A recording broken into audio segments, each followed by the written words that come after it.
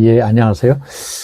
오늘 11시경에 서울중앙지방법원에서 윤석열 내란 특검, 어, 징역 10년을 구형을 했죠. 지금 현재 5가지 재판이 진행이 되고 있는데, 이 중 체포방해 혐의에 대해서 지금 10년을 내란 특검부에서 구형을 했기 때문에 이제 처음으로 나온 구형이죠.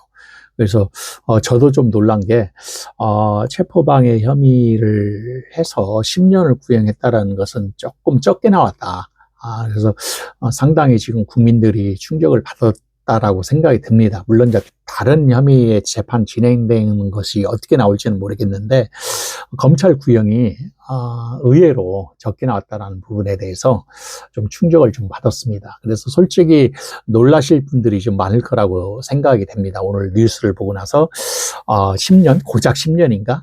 그래서 내란 특검 검사부가 윤석열 전 대통령의 그 체포방해 혐의 등에 대해서 10년을 구형을 했는데 이 반응이 좀 심상치가 않습니다. 이게 끝이냐, 너무 적은 것 아니냐, 뭐 이런 반응도 나오고, 그래서 제가 오늘 차분하게 좀 정리를 좀 해볼까 합니다. 오늘 오전 서울중앙지방법원에서 결심 공판이 있었죠. 결심이라는 것은 이제 피고와 이제 그 검찰 측하고 서로 공방을 주고받다가 그 내용을 정리를 하고 이제 신문을 종결한다는 얘기죠. 그리고 나서 결심 마지막 날 결심하는 날 검찰에서 검사가 구형을 몇 년을 해달라고 이제 재판부에 요청을 하고 한 달 정도 있다가 재판부 판사가 이제 선고를 하는 거죠. 그래서 지금 오늘 구형한 게 고작 10년이라는 게 조금은 적었다. 그래서 체포방해 혐의가 5년. 국리원 심의권 침해라든가 비합본 증거인멸 그게 이제 3년, 그 다음에 비상계엄 선포문 허위 작성이 2년. 그래서 모두 합쳐가지고 10년을 검찰이 구형을 했습니다. 특검에 대한 평가를 제가 좀 한번 다시 되씹어서 한번 말씀을 드리면은 이 특검은 이번 사건이 단순한 위법이 아니라고 이렇게 판단을 했습니다. 국가기관을 사유한 중대범죄다라고 규정을 했거든요. 근데 대통령으로서 법 질서를 지켜야 할 사람이 오히려 불법을 감추려 했다. 그 다음에 국민들에게 큰 상처를 줬다고까지 특검부에서는 말을 했습니다. 근데 평가 자체는 굉장히 아주 강하게 평가를 했는데 결과가 고작 10년 구형을 했다라는 게 좀 충격적이었습니다. 그래서 저뿐만 아니라 많은 사람들이 좀 충격을 받는 이유가 왜 이렇게 반응이 큰가라고 이제 판단을 했을 때 많은 국민들이 충격받은 이유가 간단합니다. 내란이라고 하는 단어의 무게 때문이거든요. 내란이라는 그 범죄, 국가 헌법 질서를 흔드는 아주 크나큰 범죄거든요. 그래서 법적으로는 무기징역이나 이에 준하는 사형, 또 뭐 무기징역 또는 그 아주 엄한 처벌도 가능한 범죄이기 때문에 그 중심에 있는 인물에게 겨우 10년을 징역 구형을 했다라는 점에서 좀 그 괴리감이 있는 것이죠. 그래서 국민들이 이제 충격을 받은 이유가 이제 체포방해 혐의인데, 특히 논란이 되는 부분이 그 체포방해 혐의 오늘 구형을 한 부분이죠. 단순한 저항을 했다라는 게 문제가 있는 게 아니라 사법 시스템 자체를 이제 거부한 행위이기 때문에 그렇습니다. 뭐 일반 시민들이 공권력 집행을 조직적으로 방해를 했다면, 일반 시민들이 그렇게 방해를 했다면 공무집행 방해라든가 과연 이런 똑같은 기준을 적용을 했을까요? 많은 국민들이 바로 이 지점에서 좀 너무 형평성의 차이가 있다. 그래서 문제를 느끼고 있는 것이죠.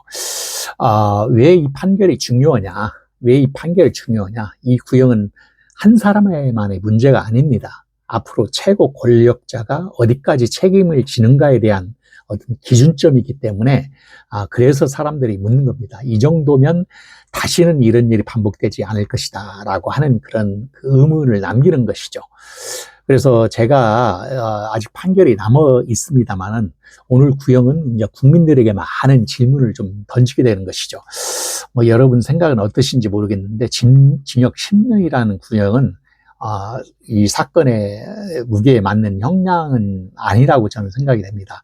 내란 10년, 고작 10년 국민을 시험하는 구형 아닙니까?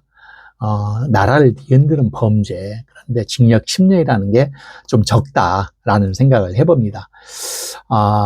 이게 어떻게 보면은 진보와 보수의 문제만 아니다. 이 나라가 정말 법으로 운영되는 나라라는 질문, 국민이 납득하지 못하는 순간 법적 권위는 이미 무너지는 것이죠.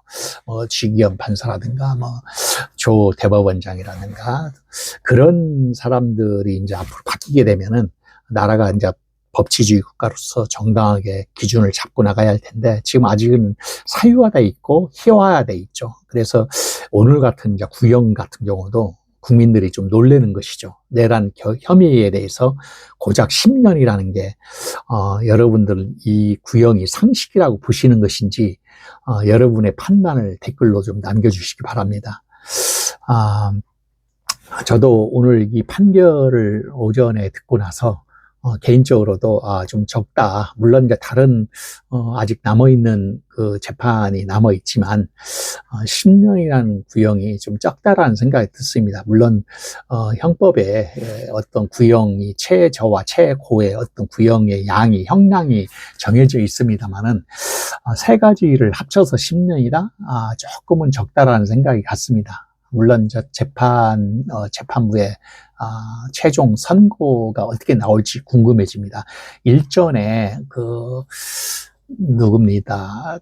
한덕수 15년을 구형을 했죠. 그래서 구형을 했는데 거기도 1월 15일인가 이제 선고가 나오죠. 그래서 이 판례 기준이, 판결의 기준이 어떻게 나올지 지금 여러분들하고 저하고 이제 기추의 대상이 되는데 굉장히 궁금해지는데, 오늘 그 내란 혐의, 이 체포 방해에 대해서 고작 10년이라는 게 조금 의아하다. 그래서 여러분들하고 같이 좀 한번 이 부분에 대해서 어떤 생각을 가지고 있는지 좀 방송을 켰습니다. 여기까지 방송하고 좀 더 좋은 방송, 좋은 내용으로 여러분들 찾아뵙도록 하겠습니다. 좋아요, 꼭 좋아요 좀 눌러주십시오. 구독 좀 부탁드립니다. 댓글도 남겨주시기 바랍니다. 감사합니다. 예.